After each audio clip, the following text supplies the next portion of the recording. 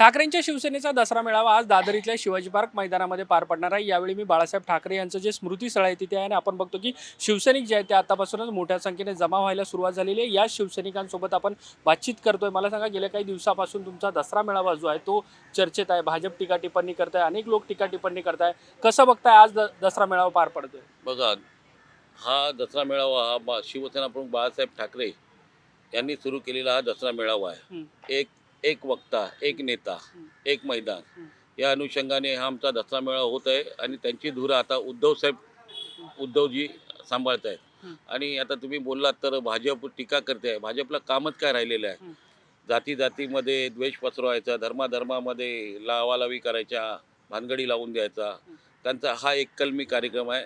त्यामुळे भाजपच्या बोलण्याकडे दुर्लक्ष करायचं आहे आणि हा आमचा दसरा मेळावा होणार आहे इथे या शिवतीर्थावर, तो अभूतपूर्व होणार आहे। आणि आम्ही शिवसैनिक म्हणून आमच्या अंगावरती काटा उठलेला आहे। कधी हा दसरा मेळावा होतो आणि उद्धव साहेबांचे आम्ही विचार कधी ऐकतो आहे, हे आम्हाला असं झालेलं आहे। कारण ही परंपरा ही अशीच चालू राहणार आणि आम्ही पुढे घेऊन जाणार, आमची मुलं पण याच्या पुढे घेऊन जाणार आहे ही परंपरा। दसरा मेळावा अभूतपूर्व होणार आणि होणारच। भाजपचं असं म्हणणं आहे की या मेळाव्यावरती 63 कोटी खर्च होतोय आणि महाराष्ट्रामध्ये जी काही पूरग्रस्त परिस्थिती आहे त्यामध्ये हा मेळावा रद्द करून किंवा साधेपणाने करून पूरग्रस्तांना मदत करा। भाजप जर बोलत असेल 63 कोटी खर्च करत असतील तर त्यांना माहीत आहे, कारण का सगळे आकडेवारी त्यांच्याकडेच असते। सगळ्यांची ईडी पीडी वगैरे सगळे घेऊन फिरत असतात। त्यामुळे बघा, त्यांच्याकडे काय मी तुम्हाला पहिलंच बोललो, यांच्याकडे दुर्लक्ष केलेलं बरं। कारण का यांची ही खेकड्याची जात आहे, एक खेकडा दुसऱ्या खेकड्याला खेचतो, तसंच भाजपचं चाललेलं आहे। भाजपचं एकच धोरण आहे, तोडाफोडा राज्य करा। बस या अनुषंगाने शिवसैनिकांचा मॉरल कसा कमी होईल हे भाजपवाले बघत असतात। तसे आम्ही भाजपच्या बोलण्याने आम्ही खचणारी माणसं नाही, शिवसैनिक खचणारे नाही आहेत। आम्ही अजून जोशाने पुढे जाणार आहोत। आणि ते झालं, ते 63 कोटी बोलत आहेत, कितीही बोलू दे त्यांना, कारण तुम्हाला माहिती आहे पैशाचा महापूर भाजपकडे आहेत। इलेक्शनमध्ये बोला, अनेक ठिकाणी बोला, भाजपच्या कार्यकर्त्यांकडे करोडो रुपये सापडलेले आहेत।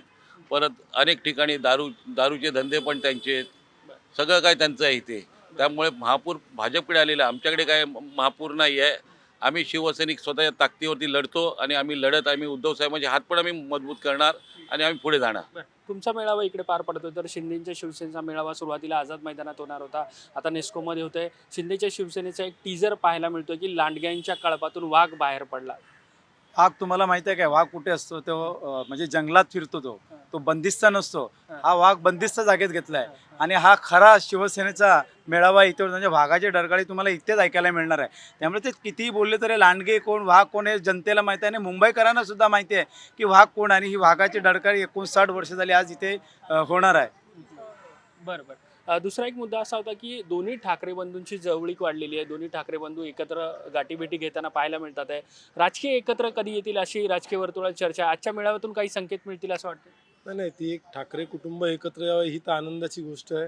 आणि महाराष्ट्रातला जर शिवसैनिकच नाही, मनसैनिक नाही, तर महाराष्ट्रातला प्रत्येक मराठी माणूस आणि महाराष्ट्रात राहणारा प्रत्येक व्यक्ती हा त्याची आतुरतेने वाट बघतोय।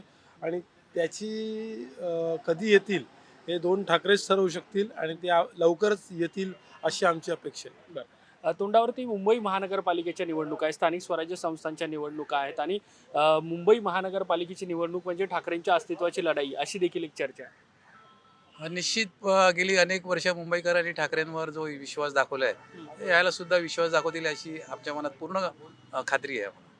बरं, तुम्ही कसं आजच्या या मेळाव्याकडे बघता, काय सांगाल? उद्धव ठाकरे यांच्या भाषणाकडे जसं सगळे म्हणतात की सगळ्या शिवसैनिकांचं लक्ष आज या दसरा मेळाव्यालाच सगळ्यांचं लक्ष असतं। कारण दसरा मेळावा सांगितलं की हिंदू हृदय सम्राट बाळासाहेबांची एक छबी तयार होते, कारण त्याची डरकाळी ऐकायला मिळते। तीच डरकाळी आज उद्धव साहेब देणार आहे। त्यांच्या माध्यमामध्ये जे काही ठाकरे पॅन्ट्स असो, काय असो, मुंबई महानगरपालिकेच्या निवडणुका असो, जे काय आव्हान देतील ते आम्ही आज आव्हान स्वीकारायला तयार आहोत। उद्धव साहेबांचा आदेश आम्ही मानू आणि कुठल्याही मराठी माणसाचं आणि उद्धव साहेबांचं जे स्वप्न आहे ते मुंबई महानगरपालिकेवरती झेंडा फडकवून साकार करू। आणखी काही शिवसैनिक आपल्यासोबत आहेत, आपण त्यांच्याशी बातचीत करतोय। गेल्या 2 ते 3 दिवसापासून पावसाने काहीशी उसंत घेतली असली तरी मैदानभर चिखल पाहायला मिळतो आणि पावसाचं सावट देखील या दसरा मेळाव्यावर आहे।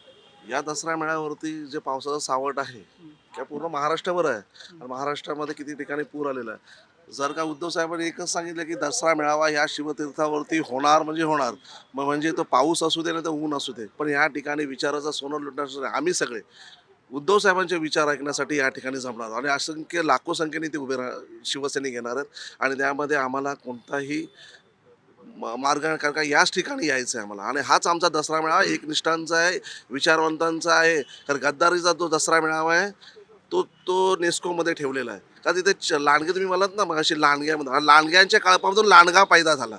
वाघांच्या ह्याच्यामधून आमचा वाघ इथं डळकाळणार आहे, पण वाघाची डळकाळी या ठिकाणी होणार आहे, बाकी कुठेही वाघाची डळकाळी नाही. आमचा मेळावा हा एकनिष्ठांचा मेळावा आहे. पाऊस असो काही असो काही झालं तरी आमचा मेळावा हा शिवाजी पार्क मैदानामध्येच पार पडणार आहेत आणि शिवसैनिक जे आहेत ते सज्ज आहेत आणि सायंकाळच्या सुमारास उद्धव ठाकरे यांचं भाषण पार पडणार आहे आणि स्वाभाविक आहे सगळ्यांचं लक्ष उद्धव ठाकरेंच्या या भाषणाकडे आहे. व्हिडिओ जर्नलिस्ट कल्पेश सावर्डेकरसह मी देवेंद्र कोलटकर, NDTV मराठी, मुंबई. उद्धव साहेब आगे बढ़ो, हम तुम्हारे साथ हैं. उद्धव साहेब आगे बढ़ो, हम तुम्हारे साथ हैं. आदित्य साहेब आगे बढ़ो, हम तुम्हारे साथ हैं.